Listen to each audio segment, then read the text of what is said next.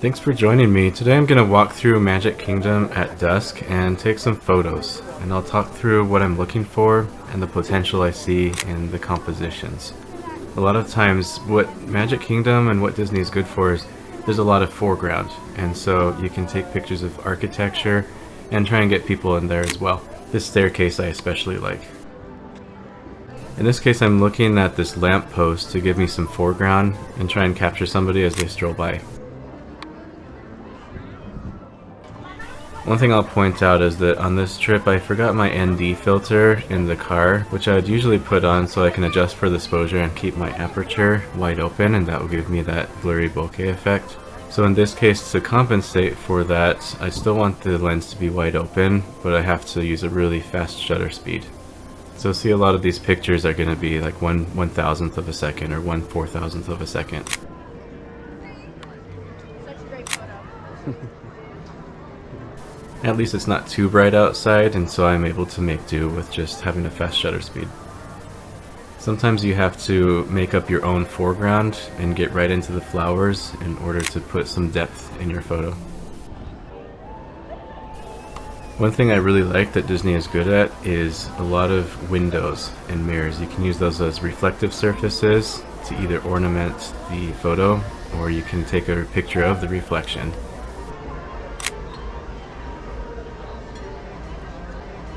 This adds kind of a double exposure effect.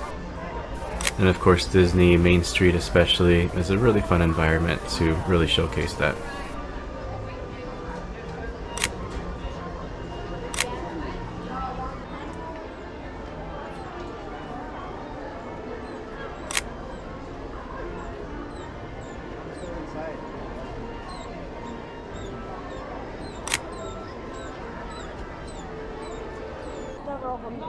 Now when you're at Disney taking pictures, you definitely want to get some people in. You know, people are an important aspect of street photography, but you really don't want to get in their face.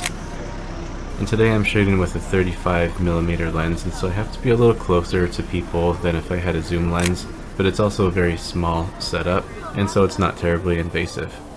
You just need to be mindful of people and not really get in their way. You know, this is their vacation.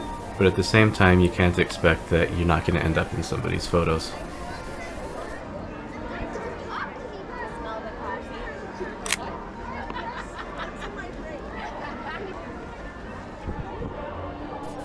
Now, shameless plug, a lot of my photos were edited in Lightroom using a set of presets that I've created, and those are available at my Etsy store. I'll have the link in the description below. You're welcome to grab those from me, and for me I think that they're a good starting point for where I want to go with my photos.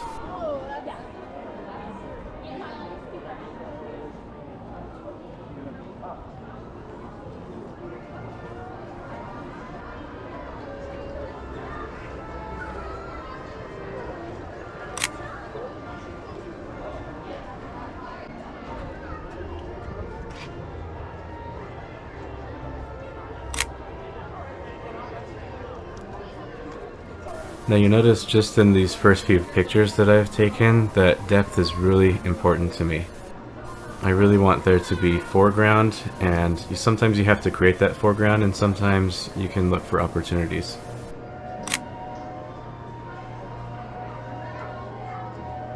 In this case I'm looking at the door frame to actually frame my picture. And so that gives it both a sense of depth, and it makes it so I'm an outsider looking in, and I'm just waiting for a moment where the door frame is going to frame my composition.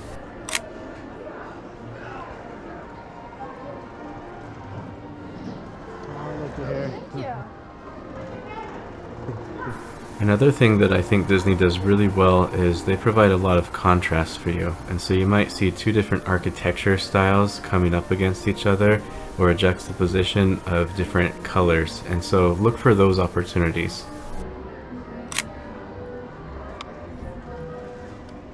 And again here I'm looking for some depth. I want to take a picture of this bright red cherry house, but I need some perspective, and so I'm going to use the tree branches to create a foreground for me.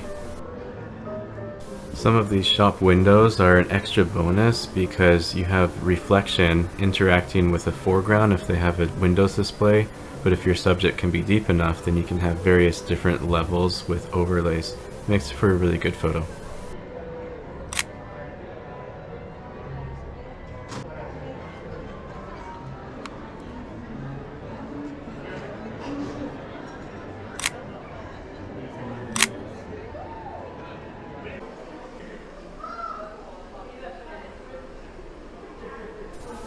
I don't want to handle the merchandise too much, but sometimes a little bit of arranging can go a long way.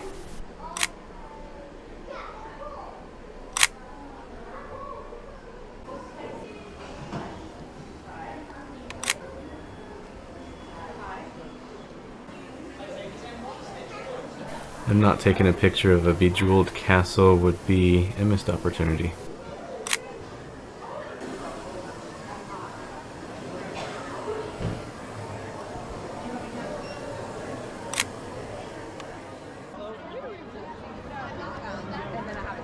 So at this point I've mostly missed the golden hour, but there's still, since there's a lot of tall architecture, I can still capture some of it.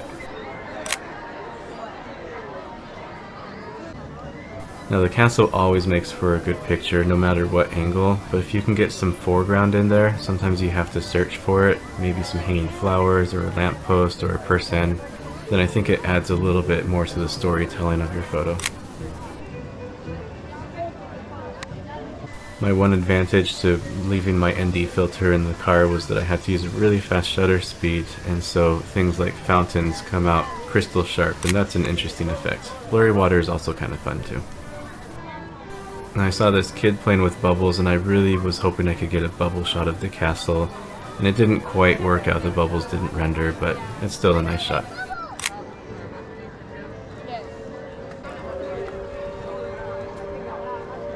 Added bonus, let's see if I can get this car as a foreground shot of the castle.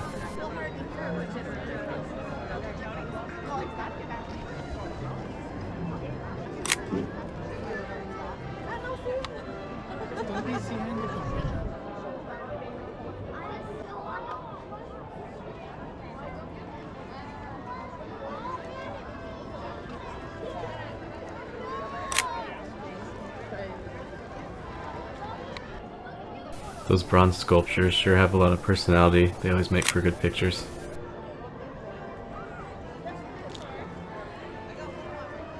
I thought this would make an interesting photo because the lamppost is kind of a Gothic style, and the castle has inspiration from mixed sources, but I think this is a very good contrast.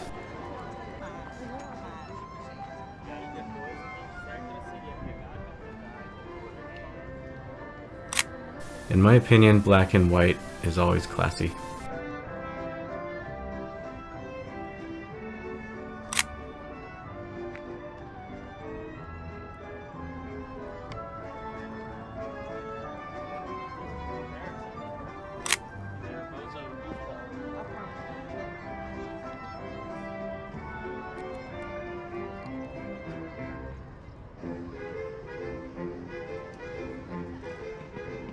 When it comes to the castle, take a picture from every angle that you can.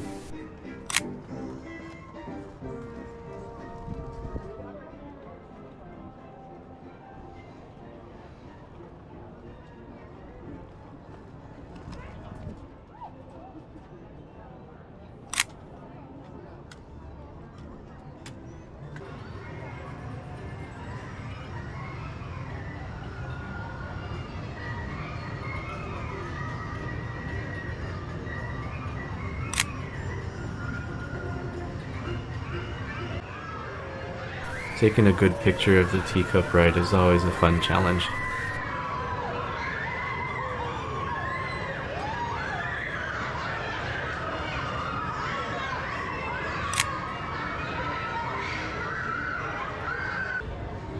The advantage of taking pictures of roller coasters is you can really take your time and frame your picture and try and get the exact shot, unless you're trying to take a picture of somebody that you know who's on the ride.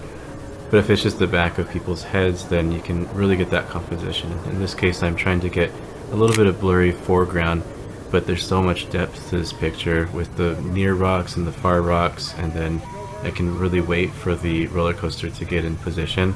And in this case, it's going up a hill, and so it's taking its time anyway, so I have plenty of time to get the picture that I want.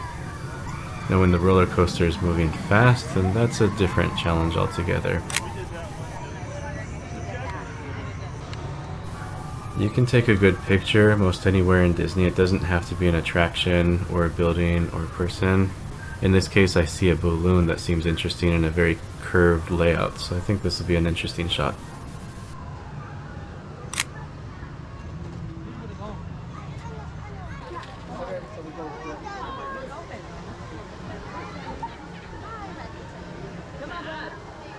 We'll try and get Dumbo, and since I don't know anybody on the ride right now that I'm trying to take a picture of, I'll just wait for the Dumbos to make a good formation, something that I think will make a good photo.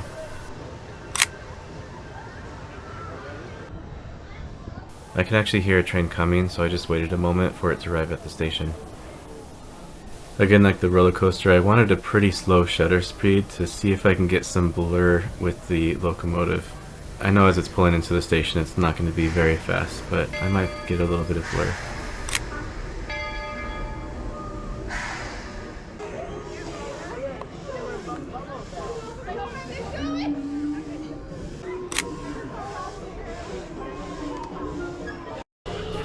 Those handrails are an interesting shape, and that might be a picture I take on another trip, but right now the sun's getting low, so I wanted to leave this portion of the park.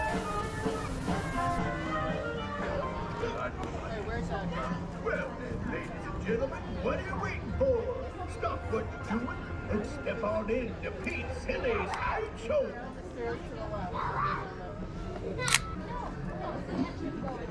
Your search is over, folks. Here's a pro tip for people visiting Magic Kingdom. If you have a sweet tooth and you want something confectionery, go to this candy shop and not the one on Main Street, because this one, I think they take their time, there's less volume, and it's overall just, I think, better sweets. So now we're coming into New Fantasyland area, and the sun's getting low, so I'm just gonna look for the low-hanging fruit at this point. I'm wanting to end up at nighttime more towards Haunted Mansion, and maybe I'll ride the boat.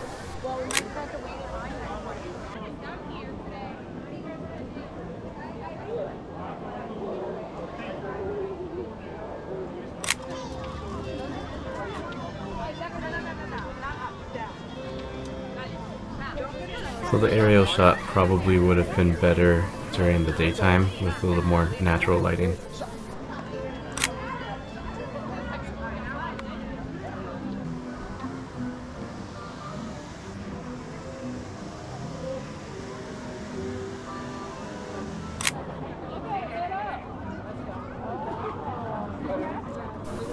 Again, it's just really hard not to take pictures of that castle, but if you can, look for some foreground. It'll really make your images pop beyond what you might find on a postcard.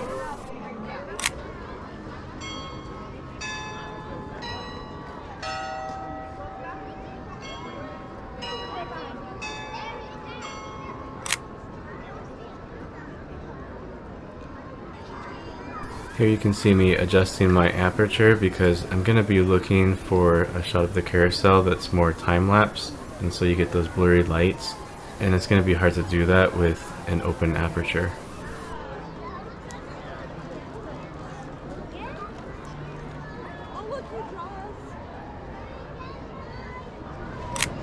Geez, I hope you're having fun! Thanks, Pinocchio. Today is a good day. So it took a little bit of waiting, but I finally got my shot.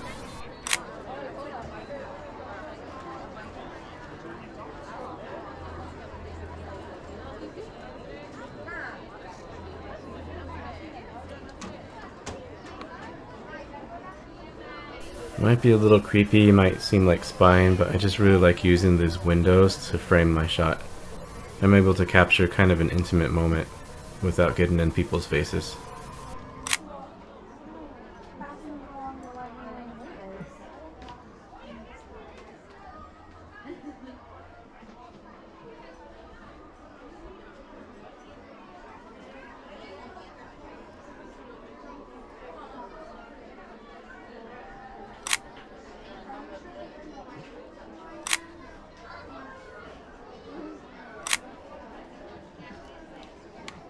Now let's see if we can wrap up the day and get some shots of the boat and maybe take a ride.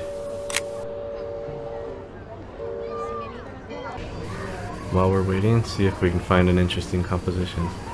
I'm not in the habit of taking pictures of water fountains, but if it looks nice, then why not?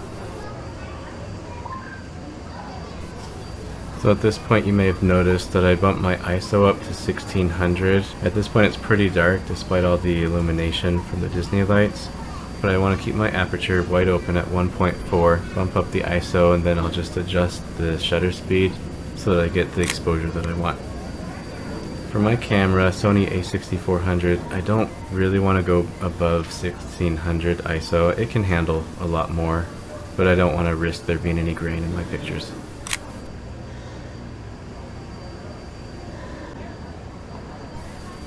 What I like about this rig is that there are so many leading lines. You have vertical lines and diagonal lines. You have foreground, but also a lot of contrast with the dark element, the rig, and all the white paint from the fencing and the ship.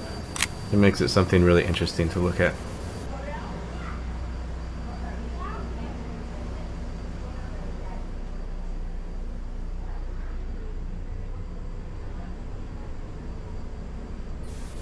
And at this point I'm going to spend some time strolling on the ship, and I won't show you me walking around. We'll just look at the pictures that I was able to take on the ship.